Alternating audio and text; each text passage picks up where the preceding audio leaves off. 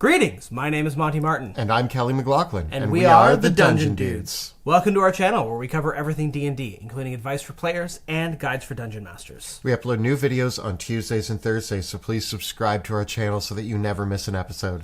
Today, we are sharing our quick and dirty tricks for homebrewing legendary monsters for your games of D&D 5e. Legendary monsters make great boss encounters for your players at your table.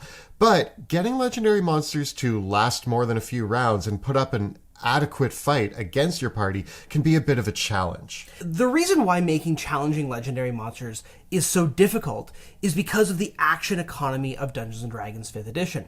When you have one monster facing off against 4 player characters, those 4 player characters get 4 turns with 4 actions and all those things that entails, compared to that one monster's one singular turn.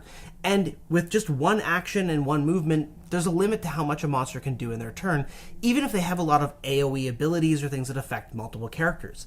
This is why legendary monsters have legendary actions and lair actions, which allow them to do things outside of their own turn to tip the scales a little bit. Sometimes the most tried and true option for turning an encounter in favor of the monsters is to add a bunch of minions.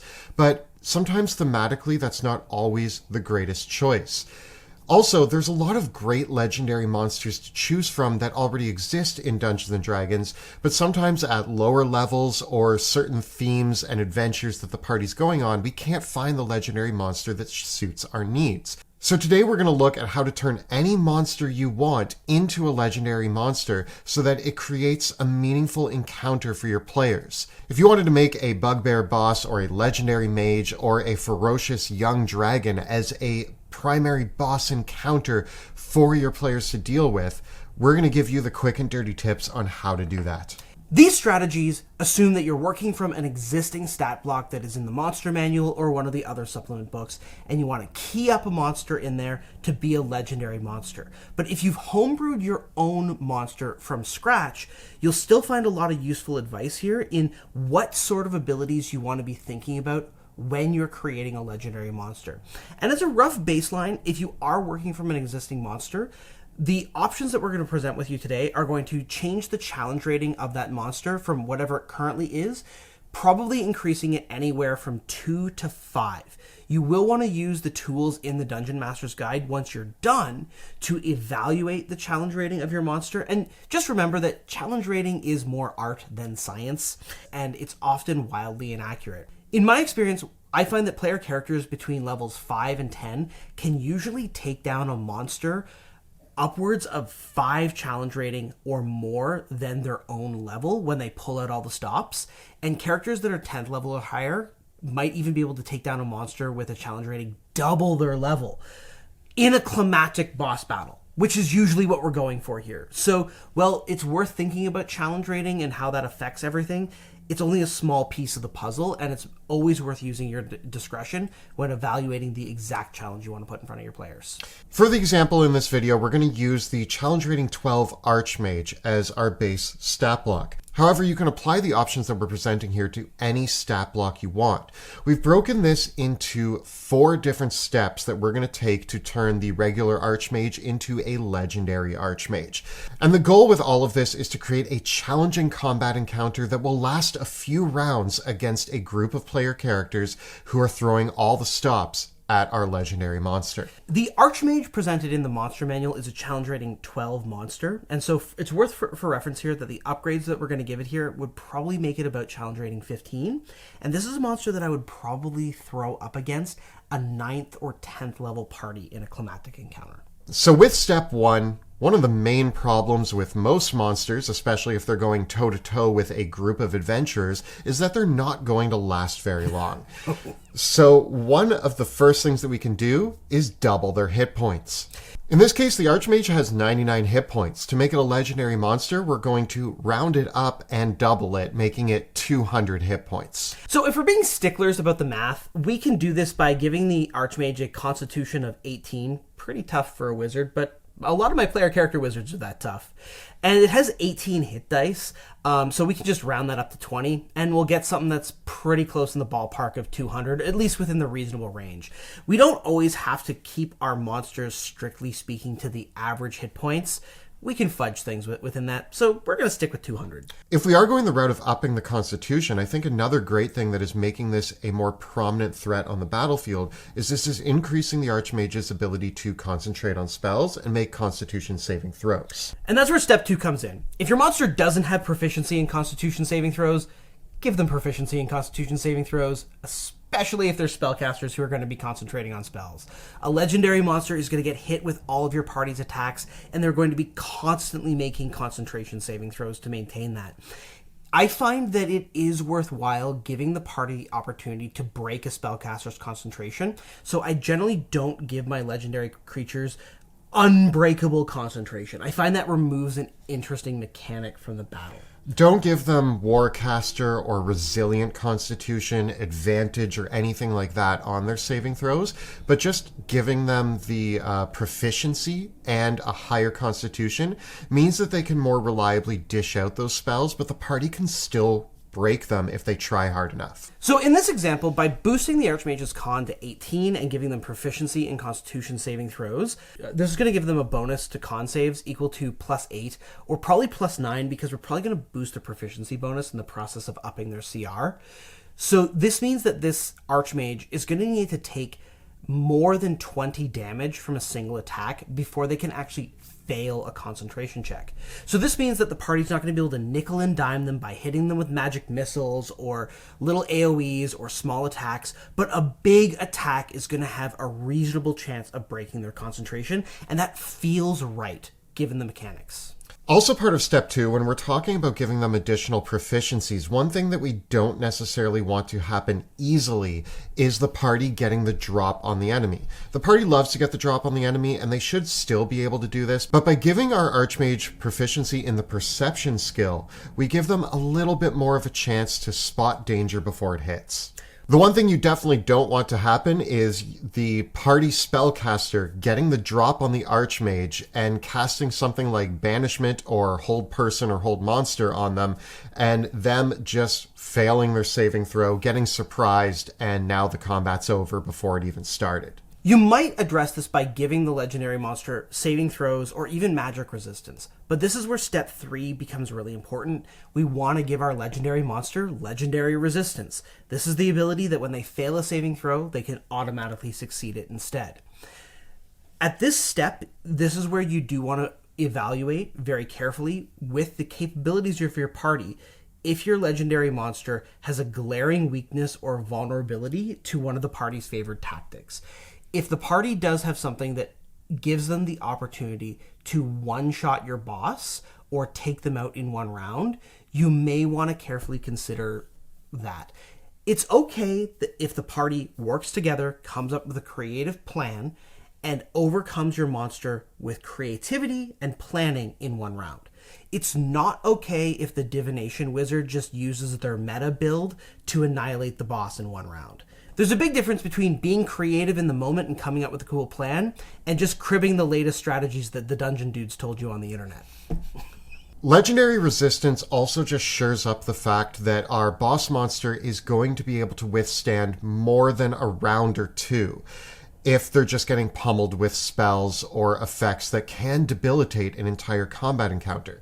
Legendary resistance is a very specific mechanic that we give to these creatures that are meant to stand 1 against 4 against a party. And one thing that we definitely want to be sure of as we're looking at this as a whole is if our party is going all out, can my creature withstand about 3 rounds, hopefully more, if they're using all of their best abilities. Finally, as part of the step, we can also look at the damage resistances, damage immunities, and condition immunities that the legendary creature has. For example, our Archmage actually has resistance to the damage of spells, and their stat block says they have resistance to bludgeoning, piercing, and slashing damage, but that's only because the stat block assumes the Archmage is going to be concentrating on Stone Skin, which is actually a terrible move. We don't want them doing that. So you might want to reevaluate how the creature is built.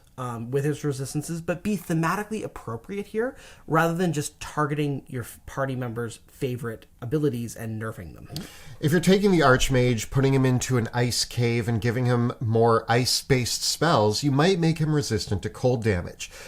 Think of the theme, location, and the whole idea as a whole, and you can come up with a few immunities or resistances that make sense. You don't want to target your players directly and say, oh, well, the party has an ice mage, so now he's resistant to cold damage. That just seems unfair. But if it's thematic and makes sense for the location and the character, then go for it. For step 4, we've divided this into 2 separate parts based on whether or not the creature that you're changing is a spellcaster or not a spellcaster. In terms of the Archmage, we're working with a spellcaster, but we want to make sure to hit the idea if you're using a different stat block. So what we're going to do is we're going to load up our monster with legendary actions. For this, we want to follow the standard rules. Most legendary creatures get 3 legendary actions, and we're going to follow that same formula here. We're not going to diverge from the book. We are going to give them legendary actions that cost 1 action, 2 actions, and 3 actions so that they have a bit of a choice and a bit of strategy involved. With the spellcasting archetype, with 1 action, we're going to give them the option to cast one of their cantrips. With a lot of legendary actions, you're going to notice that there's sometimes a damage dealing option, a option that allows them to move or maneuver around the battlefield, and then a third more powerful option. The cantrip is our simple damage dealing, or it could be a utility option. Option number 2, which is going to cost 2 actions, is the ability to teleport. The creature can teleport 60 feet to an unoccupied space it can see. This can either get them where they need to be on the battlefield or out of a bad situation. And finally, for 3 actions, we're going to let them cast one of their spells using a spell slot as normal. This is your big move. You're going to use all of your actions to do so, but some of the higher level spells can be pretty devastating, and using your legendary action to dish that onto the party can change the game. When designing legendary actions for boss monsters, it can be very, very, very tempting to make extremely complex, extremely customized, bespoke legendary actions. I encourage you not to do this. There's a reason for this. Legendary actions happen at the end of a player character's turn and interrupt the flow of combat. At the table, extremely complex legendary actions that are occurring between the player's turns really bog down play. And in many cases, such complex legendary actions often be the ones that cost 3 actions and can be kind of feel like a make or break ability. And personally, I feel like these complex abilities are better made as the main course, the main creature's action. The purpose of the legendary actions is to support the legendary monster in keeping on the damage pressure and giving it the mobility, making it feel and act like the minions that you would be giving it otherwise. So this is why I generally find that with my legendary monsters, the most effective thing that I can usually do with them is just cast the cantrips 3 times. It puts a surprising amount of damage down in front of the party. It's usually incredibly reliable, and especially if you pick a pretty vicious cantrip like Chill Touch, which prevents the player characters from healing, you can get some pretty spicy results out of it. With the Archmage, one option that we're not really talking about here, but should just be open for interpretation, is mixing and matching the spells to suit your flavor. Like taking Chill Touch, if, again, maybe we're going for that icy sort of wizard. Even though Chill Touch doesn't do cold damage, the name suits it, so why not? Now as we move on to step 4B, which is for non-spellcasting creatures, we're going to use a similar formula. Again, sometimes the best thing that you can do with a monster who just hits things really hard is continue to hit things really hard. So with our 3 legendary actions, option number 1 is going to be an attack. The monster makes 1 melee or ranged attack using their standard attack option. You'd be surprised how much mileage this can get you, as again, just piling on extra damage, keeping up with the flow of combat by continuing to hit the targets that are in front of you. If you use 3 rounds to hit the same target 3 more times, that's a lot of damage. Just be careful with this one if you have a monster that has sneak attack, smites, or some sort of ability that makes their basic attack do a lot more damage than normal. If they have such an ability, you might want to make their attack action cost 2 actions, or not allow them to apply things like sneak attack to their legendary action. With the second option being based on mobility, we're going to call this action dash, but more so it's allowing them to move their speed without provoking opportunity attacks, kind of making it more the disengage. But they get to move, they get to avoid combat. This is their get out of a bad situation or get where they need to be on the battlefield. If the creature has a flying speed, you might want to make them only move half their flying speed because they have the verticality and ability to move in 3 dimensions, which can already get away from most player characters. You might be thinking, oh, but my legendary creature is more of a juggernaut who wouldn't be really that fast. But it is pretty important even for big, beefy monsters to have some sort of extra mobility feature to them. So you could restrict them even further.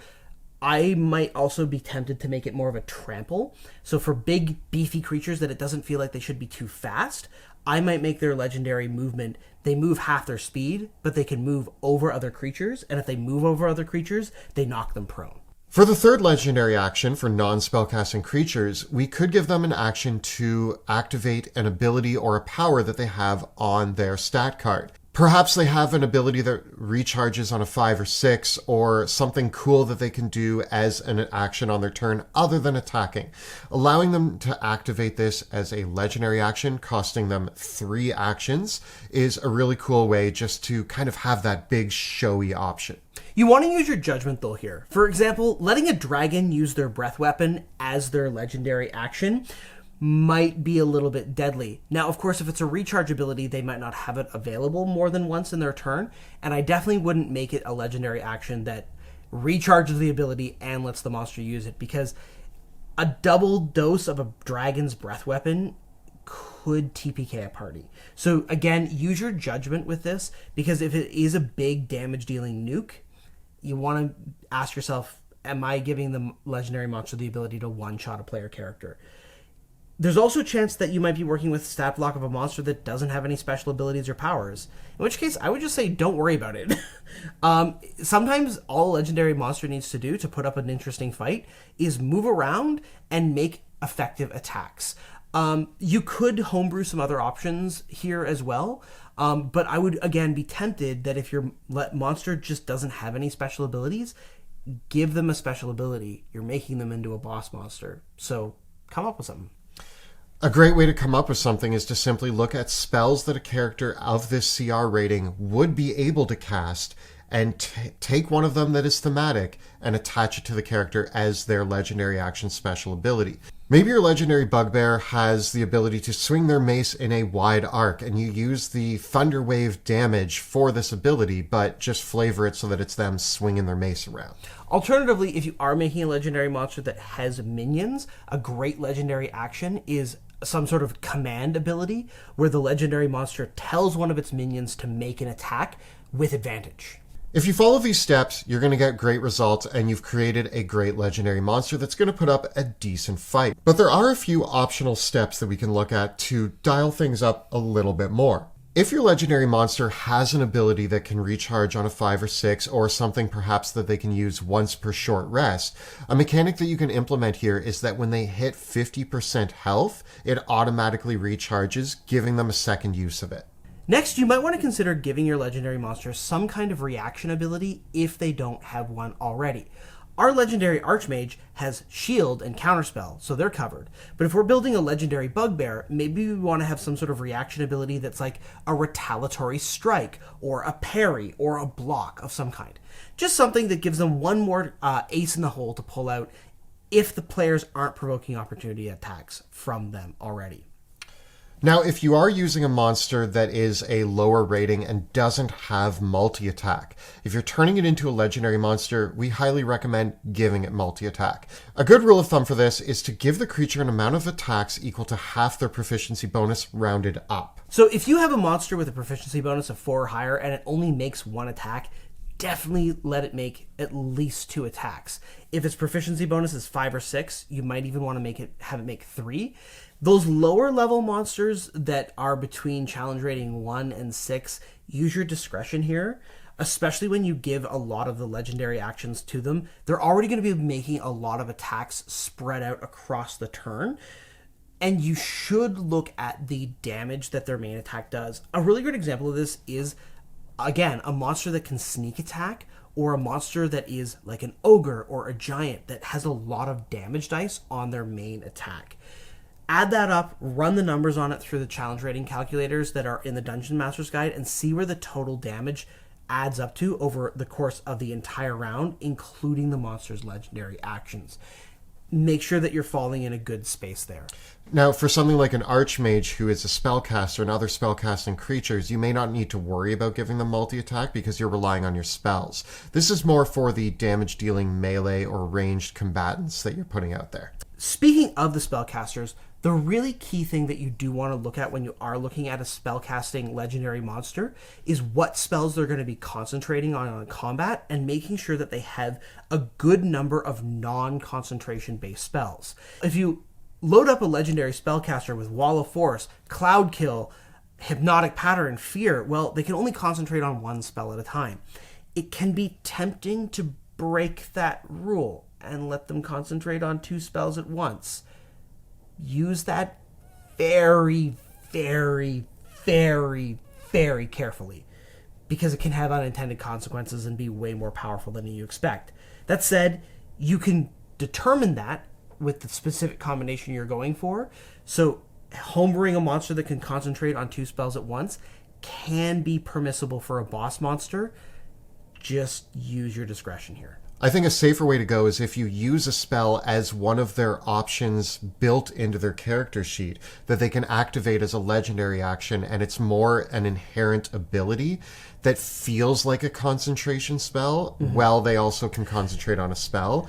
Now you're playing with something. But again, you want to be very careful. You might want to actually sit down and do the math, put together how much damage this character can do, and weigh that against the party that they're going up against. A great example of this is always ask yourself the question, what happens if this monster is flying and invisible at the same time? One last thing to consider if you're a legendary monster. You've designed the monster, you're ready to go into battle, but all legendary monsters gotta live somewhere, and so a lot of legendary monsters use Lair Actions, which usually happens on initiative count 20, and it's just a little bit of added flavor that you can use to spice up the battle.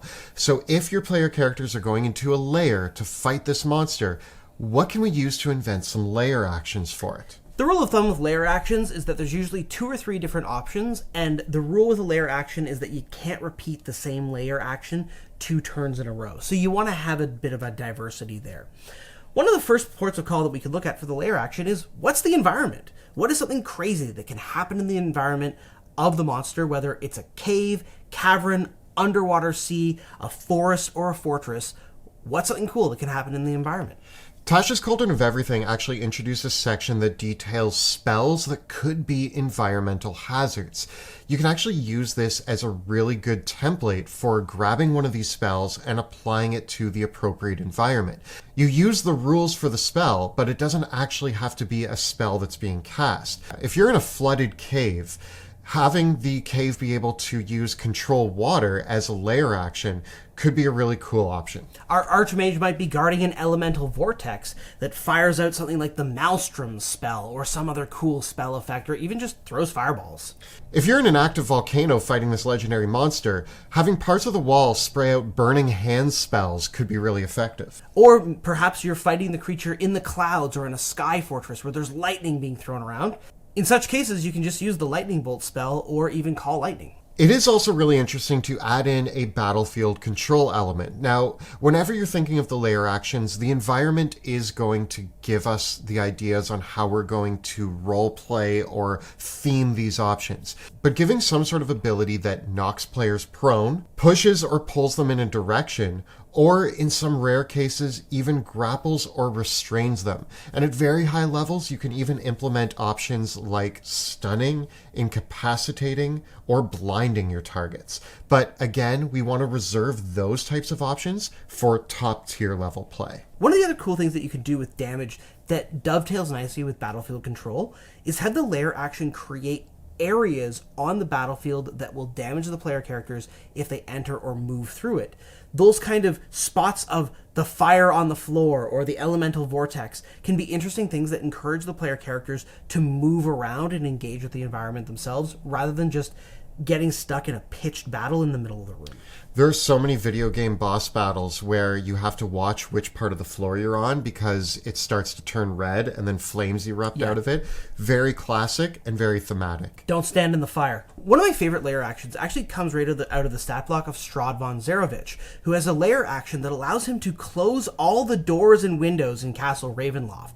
I love this lair action because it feels like that classic video game boss battle thing where when you enter the boss's room, the wall of fire or the invisible wall comes up and prevents you from escaping. You have to continue fighting them. I have player characters that love sneaking into rooms, starting to engage in combat with the boss, and then trying to run back up the stairs or run out. And I love this lair action because if they do that and they beat the initiative of the lair action, now they're locked out and the party is split. Or if they don't beat the lair actions initiative, everyone's trapped there and they gotta fight for at least one round. This is especially fun with the alternating nature of lair actions because it means that the doors get closed for one round but then could open back up in a future round. So you still can bring the rest of the environment into play and play around with trapping the party, splitting them up, separating them.